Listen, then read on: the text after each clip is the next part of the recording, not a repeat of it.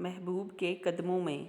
میدان احد میں حضرت عمار بن زیاد رضی اللہ کے دل میں ایک کافر کا تیر آ لگا۔ حضرت عمار لڑکھڑا کر گر گئے اور دل پر ہاتھ رکھ کر اللہ سے عرض کی کہ الہی مجھے اپنے محبوب صلی اللہ علیہ وآلہ وسلم کی زیارت کر لینے دے، پھر میری جان نکلے۔